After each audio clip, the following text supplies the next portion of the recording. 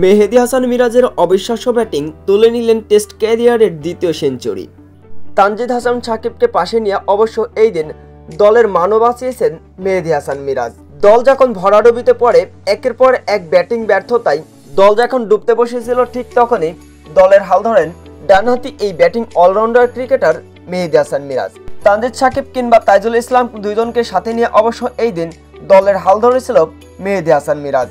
শেষ পর্যন্ত দলকে সম্মানজনক একটা স্কোর খাড়া করতে পেরেছে মেহেদী হাসান মিরাজ। দলের হয়ে এই দিন দুর্দান্ত এক সেঞ্চুরি তুলে নিয়েছে ডানহাতি এই অলরাউন্ডার ক্রিকেটার মেহেদী হাসান মিরাজ। জিম্বাবুয়ের বিপক্ষে এই দিন মেহেদী হাসান মিরাজ সেঞ্চুরি করেই আল্লাহর সন্তুষ্টি উদ্দেশ্যে অবশ্য এই দিন সেজদায় পড়ে মোনাজাত করতে থাকে মেহেদী হাসান মিরাজ।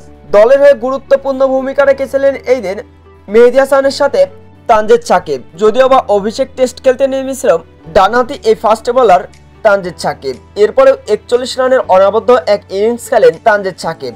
দিয়েছেন মেহেদী হাসান মিরাজকে যোগ্য একটা সঙ্গ, যার কারণে শেষ পর্যন্ত দলকে 444 রানের এক সম্মানজনক স্কোর খাড়া করতে পেরেছে বাংলাদেশ। শেষ পর্যন্ত দলের হয়ে 164 বলে 104 রান করেছেন মেহেদী হাসান মিরাজ। মেহেদী হাসান মিরাজের দুর্দান্ত সেঞ্চুরির উপরে ভর করেই অবশ্য 217 রানের লিড দেয় বাংলাদেশ।